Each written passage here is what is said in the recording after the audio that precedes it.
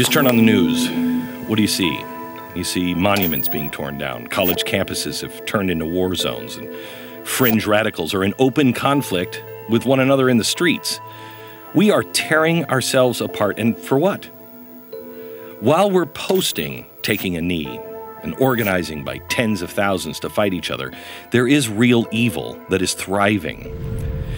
Did you know that 40 million slaves are currently in bondage throughout the world?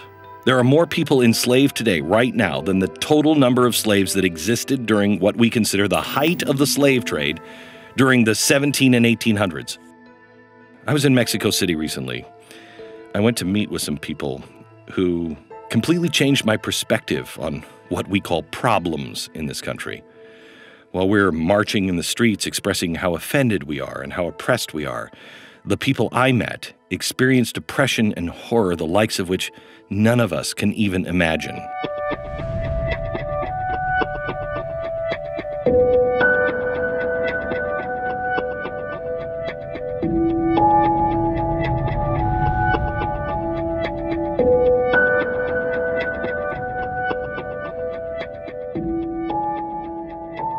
Yo tenía 12 años y él tenía 22.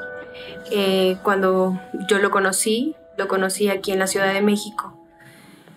Es cuando empieza toda mi historia. Vengo de una familia muy humilde y mi familia no tenía como esos lujos que muchas personas tienen. Mi mamá trabajaba en un trabajo haciendo aseos en casa. Mi mamá nos mandaba a internados para que ella pudiera trabajar. Yo sufría abuso sexual desde los 5 años de edad.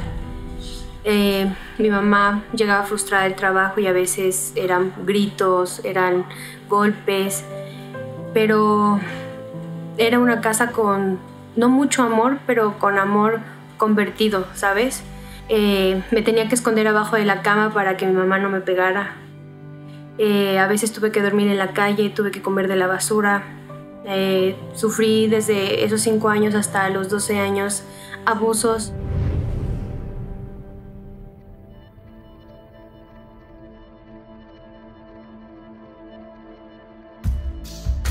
Y la verdad nunca me imaginé que una persona que haya pasado por todo lo que yo pasé llegara a este punto donde yo estoy ahorita.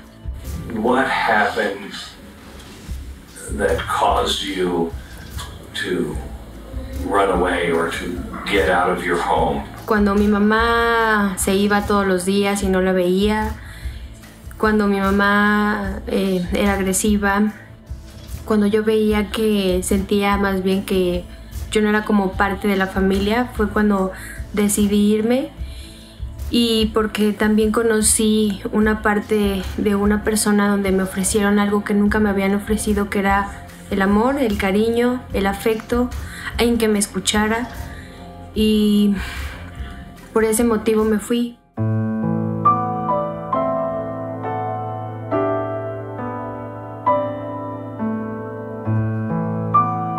Su verbo de él, sus palabras de él eran muy convincentes. Y aparte yo me identifiqué mucho con él porque él me dijo que había pasado por algo similar a lo que yo pasé. Cuando él me empieza a contar su historia familiar, yo empiezo a llorar, él empieza a llorar. Él me empieza a decir que él me entendía, él me comprendía. Esa atención, esa sinceridad y honestidad que necesitaba en ese momento. Cuando yo le empiezo a contar, me empieza a decir, ¿de verdad crees en el amor a primera vista? Y yo obviamente le dije no. Entonces en ese momento, cuando él me empieza a abrazar, sentí esa confianza que necesitaba. Por eso sí creí en ello. 3 meses viví bien, donde él me vistió, donde él me alcanzó, donde él me dio absolutamente todo. La gente no nos veía, ¿por qué? Porque él me mantenía en un departamento y según era comerciante, se dedicaba a la compra y venta de autos y siempre me dejaba dinero cuando él se iba 1 semana o se iba 2 semanas. Él lo único que me decía era que si yo me salía de donde estaba,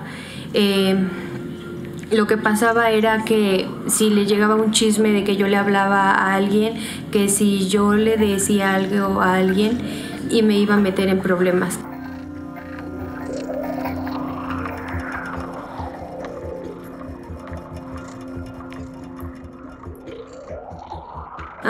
Cuando empecé a ver cosas raras fue cuando los primos llegaban a cada semana con diferentes chicas cada semana. Ellas llegaban pues de cabello largo, güeras, morenas, chaparras altas.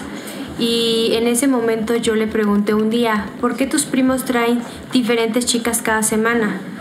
Lo único que él me había dicho era que los primos eran comerciantes, y cuando me dice que eran comerciantes, que no eran comerciantes de comercio como los que venden cosas materiales, sino que eran padrotes.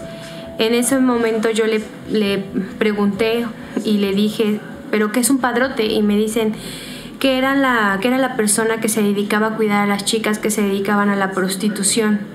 Pero él siempre me decía que a mí nunca me iba a pasar eso, que yo iba a ser su princesa, que él se iba a casar conmigo y que íbamos a tener una hermosa familia. Después, en ese transcurso de esos 3 meses, él me dijo, ¿sabes qué? Tienes que trabajar. Y yo me imaginé que en un trabajo común, en un trabajo normal, lavando trastes, lavando ropa, haciendo de comer en una papelería, pero no fue así.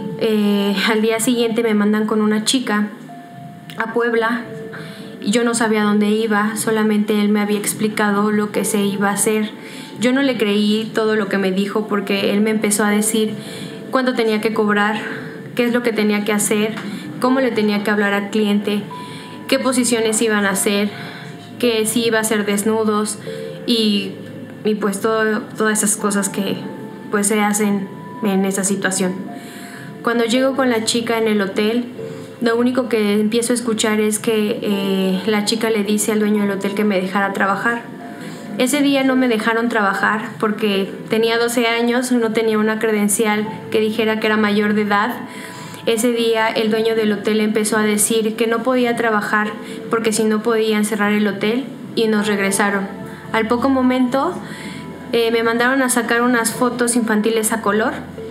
Me las voy a sacar, se las entrego y al siguiente día ya tenía 18 años de edad. La primera vez que me empiezan a prostituir fue en Guadalajara. Yo no esperaba otra vez estar de nuevo en un lugar de esos, pero fue algo muy difícil. La primera vez me acuerdo que tuve que atender a un cliente que se burló tanto de mí, de mi dolor, que yo empezaba a llorar y que nadie me escuchaba, que ya no quería más. Empezaba solo a cerrar los ojos y cada vez entraba un cliente conmigo y otra vez y constantemente hasta llegar a un punto en el que toda mi vida se derrumbó en ese momento. Así llegó un día, así se convirtieron en 2, así se convirtieron en semanas, se convirtieron en meses y luego se convirtieron en años. Si yo no cumplía con una cuota donde tenía que darle el dinero al que me tenía, al tratante que me tenía, él me golpeaba y no nada más me daba una cachetada, sino me empezaba a tirar en el piso, me jalaba los cabellos, me pegaba con palos, con cadenas, con cables, incluso me llegó a quemar con una plancha. Éramos tan maltratadas y tan humilladas que a veces la verdad es que nosotros queríamos huir, pero no podíamos huir. Nos amenazaban con nuestra familia. A mí, en mi caso, me amenazaban con una foto de mi mamá, con una foto de mis hermanos. Y me ponían la foto en la mano y me ponían una pistola en la cabeza diciéndome que si yo no hacía lo que ellos me pedían iban a matar primero a mi familia.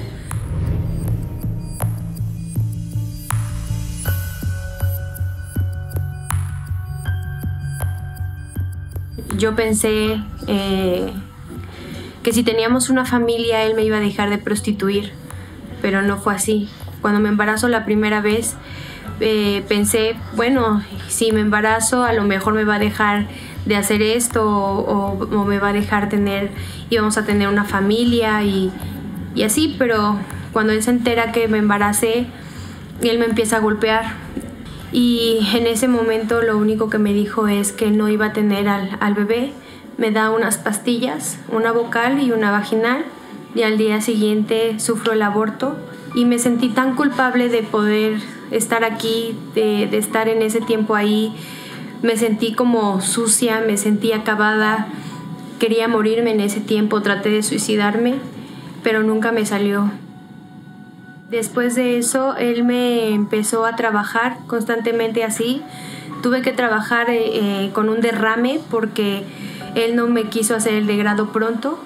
Me tuve que meter una esponja adentro de mi parte para poder trabajar y no me sangrara. Después de un tiempo, la verdad es que ya no pude trabajar. El derrame ya se estaba convirtiendo en dolores de cabeza, en fiebre, en vómitos.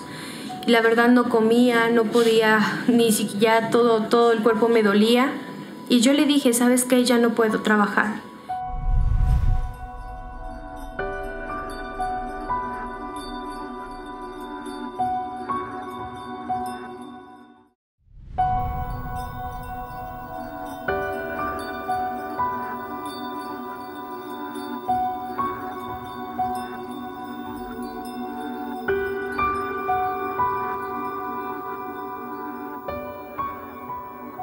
One day, a 63-year-old man hires you. And what did he say? Ese día estaban todos los clientes ahí parados. Y él se fijó en mí. Él se fijó en una niña de 14 años. Y él me empieza a decir, pasemos. Y yo, normal. Al poco ratito él me empieza a decir, ¿tú tienes 18 años? Y yo le digo, sí. Y me dice, tú no tienes 18 años. Y me dice, préstame tu credencial, quiero ver si eres mayor de edad. En ese tiempo había falsificado una credencial de lector que decía que tenía 22 años. Se la doy para que verificara que tenía mayor de edad, para que pudiera entrar conmigo. Y me dice, ¿segura estás bien? Tú no te ves como de 22 años. Y yo le digo, sí, estoy bien. Y le digo, ¿vas a pasar o te vas a quedar ahí? Porque todos los que vienen aquí solo vienen a pedir un servicio, no vienen a platicar. Y me dice, yo no quiero tener sexo contigo, yo solamente quiero platicar contigo. ¿Cómo te llamas? ¿Qué haces aquí? ¿No tienes una familia? ¿No quieres tener una familia? En ese momento me enojé y le dije, tú no te metas en mi vida, tú no eres quien para meterte en mi vida. En ese momento me retiro del cuarto, él se va y al siguiente día regresa de nuevo. Y otra vez empezó lo mismo, le dije lo mismo, me salí del cuarto y empezó a regresar y a regresar y a regresar hasta que por fin pudo platicar conmigo. Tenía 14 años. Medio año que él trató de convencerme para poder platicar con él. Fue algo tan difícil de creerle porque todas las personas iban nada más con un propósito, el propósito de tener solamente sexo. Cuando él me empieza a decir que yo valía como mujer, que si yo no quería tener una familia, que si yo no me valoraba un poquito aunque sea, cuando él empezó a ver mi embarazo, que si no quería tener realmente a esa bebé en mis brazos, cuando él me empezaba a decir que yo tenía mucho que dar más adelante, que yo podía ser alguien más adelante, era como lo del diario, porque él trataba a veces de decirme, oye, platícame algo, dime algo, de verdad confía en mí.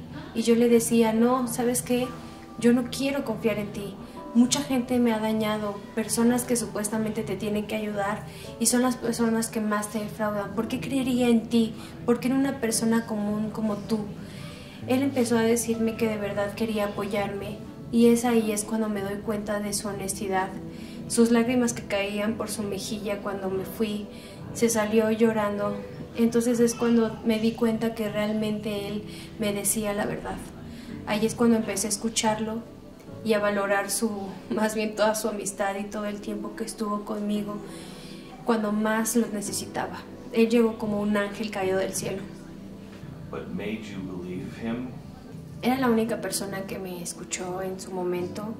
Era la única persona que él empezó a abrir su corazón para que yo le abriera el mío. Esa persona que realmente pensó que yo tenía un valor como mujer. Me vio como una niña de 14, de 15 y de 16 años que puede ser su hija, y él me salvó la vida. Por eso confié en él y por eso después de que él me salvó lo vi como la persona más maravillosa del mundo. Un año y medio después él me trató de convencer que ya era tiempo de escaparme. Cuando sucede eso pedí permiso para ir un día a mi casa. Él me dijo que no podía, pero tuve que hacer algo que nunca lo voy a olvidar. Para ganarme su confianza del tratante, tuve que enseñarle a una niña menor que yo lo mismo que me habían enseñado a mí.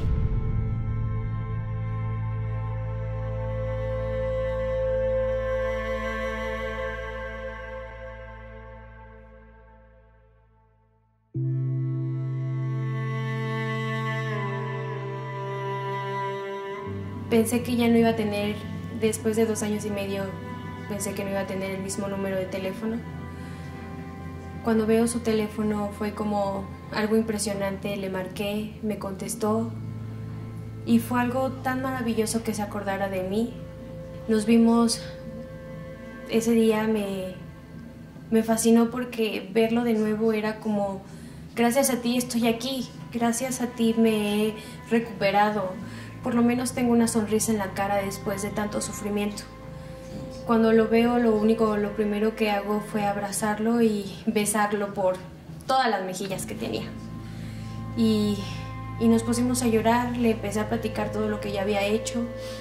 Le empecé a decir que ya estaba estudiando, que había hecho cursos, que había tomado ya terapia psicológica y que ya podía ser por lo menos mamá y podía abrazar un poco más a mi hija.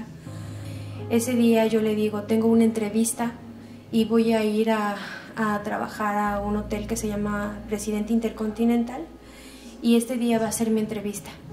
Saliendo de mi entrevista, le empecé a marcarle y me contestó una mujer y esa mujer era su hija.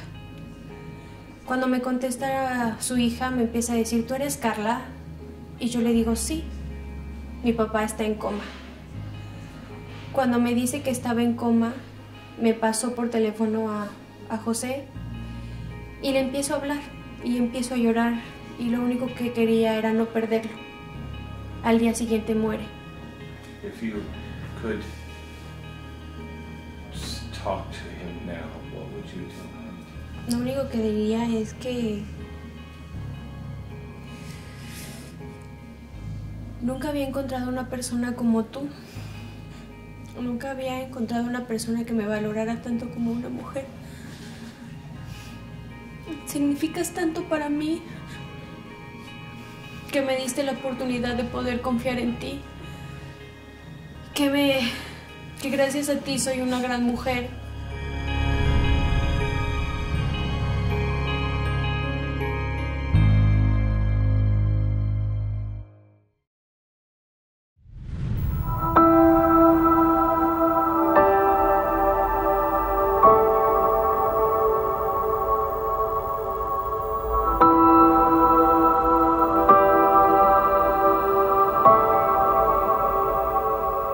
The Pope didn't pray for you. Is it true you looked at that room and said, I need to pray for you? Esa fue la segunda vez que yo fui al Vaticano. Fue algo impresionante porque no te puedes imaginar la bendición de ese día. O sea, mi fe que tengo en Dios es muy grande. Me es difícil creer en una religión, pero yo sí creo en Dios. Y lo más bonito es que pude orar por todas esas personas independientemente de su religión. What was the reaction of these leaders when you said, I'm going to pray for you? Yo creo que se quedaron con la boca abierta o a lo mejor no vi muchas reacciones, pero vi algunas de cómo una persona como yo iba a orar, ¿no? O sea, nadie se esperaba eso. De hecho, fue algo que me nació y vi caras de impresión hasta eso. Y me gustó porque la verdad era como, wow, ¿no? ¿Quién iba? Ni nadie se esperaba que yo iba a orar por...